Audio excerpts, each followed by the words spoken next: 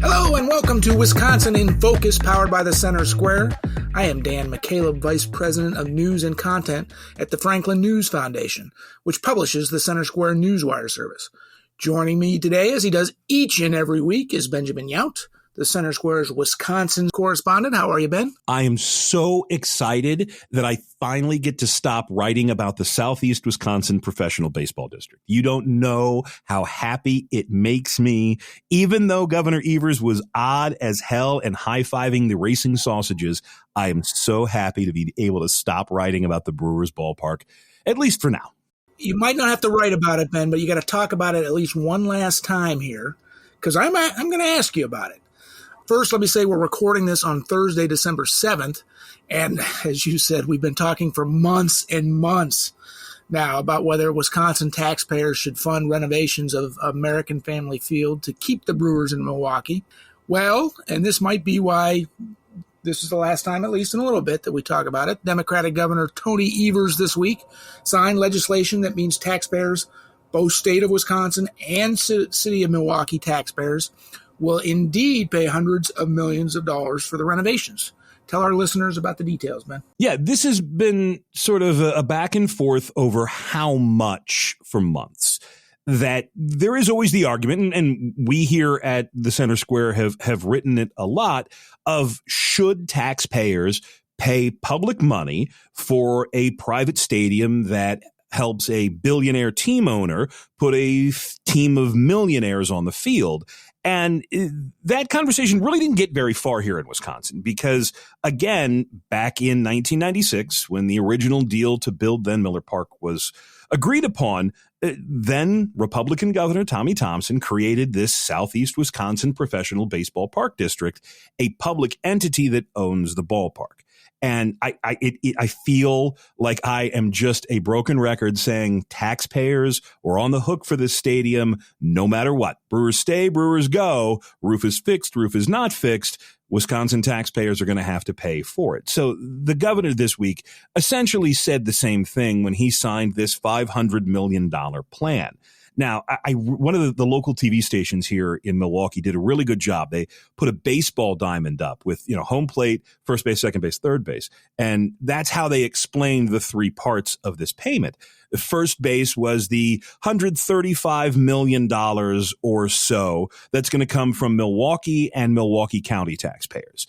There's another 360-ish million that's going to come from state taxpayers. There's another 100 or something million that's going to come from the Brewers themselves.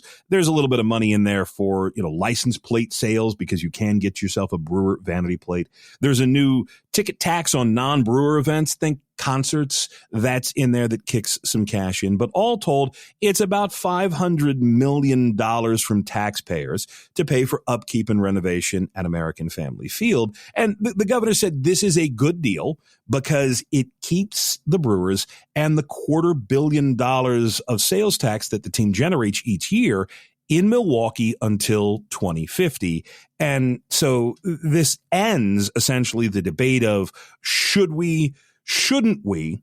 It's a done deal. The governor says it's a good deal. And now this puts to bed any question about will the Brewers maybe pull an Oakland A's, at least probably till 2050 when a new stadium is most likely going to be built because 50-year-old ballparks tend to get torn down. Ben, I know you're a news reporter for the Center Square. You keep the opinion out of your news stories, etc. But you're a Brewers fan. You're a Wisconsin taxpayer.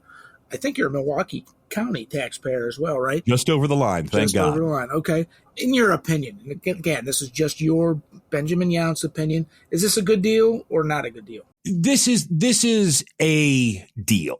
It's not a great deal, but it's better than the alternative. Again, American Family Field is a beautiful ballpark. It's my second favorite place to see a ball game. Busch Stadium down in St. Louis is my first if you're keeping score at home. But without American Family Field, there's nothing there. It's, an intersection of 3 or 4 interstates and a highway. Milwaukee County Stadium, the old stadium that this replaced, was a dump. It was built in the 50s, 60s, and it was one of those open air, just sort of derelict ballparks. Milwaukee is the smallest market, if not one of the smallest markets in Major League Baseball.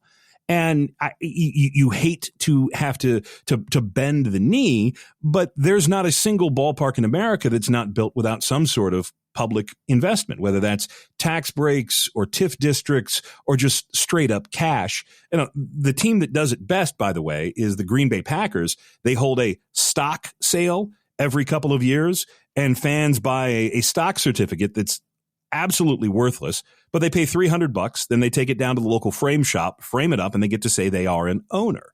That's probably the best way to handle public support for a team is to give people choice. Right. And that's voluntary too. You not taking it from all taxpayers. If you want to do it, you can do it. The deal here is that if the Brewers were to leave, and you do have to take that threat, that potential threat seriously, because Charlotte, not Jacksonville, Charlotte, Nashville, and Salt Lake City were putting out not too secret feelers to say, hey, if you guys want to come, we'll build you a stadium. And what happens is if you don't have the Brewers, not only do you not have Major League Baseball here in Wisconsin because no other team's going to come in, you have this empty shell of a stadium. It may be the nicest place to play your high school baseball state champions, but it still is going to be a giant empty stadium that taxpayers would be on the hook for no matter what. And the $500 million that we're going to spend is over 27 years. And, do the math on that. It's less than $400 million for little less than 30 years. I never do math out loud on my head in the air, but it's a couple of $1 million per year in a state where the budget is $44 billion. That's a rounding error on the University of Wisconsin's budget. That's what we didn't get because a few more people bought electric cars as opposed to gas guzzling pickup trucks. In the grand scheme of things, $20 million a year to make sure that American Family Field is not a white elephant is not a bad deal for the taxpayers. Ben, why don't we call that a wrap, at least for a little while, on our what seem to be weekly conversations about funding for the Milwaukee Brewers Stadium. We are out of time. Listeners can keep up with this story, maybe not so much in the next several weeks or months, hopefully not, at thecentersquare.com. But for Ben Yount, I'm Dan McCaleb. Please subscribe. Thank you for listening. Are you tired of news that puts politics over people?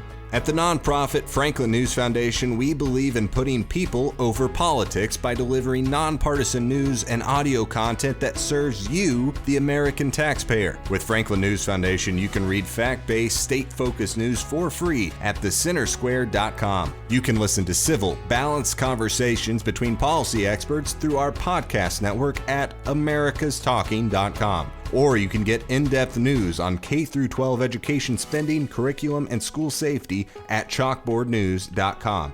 It's all free through Franklin, where we put you, the American taxpayer, first in every story, episode, and conversation. And it's only possible through our supporters. Together, we can produce content that puts people over politics and brings Americans the news they deserve. Become a supporter today at franklinnews.org/donate. Once again, that's franklinnews.org/donate.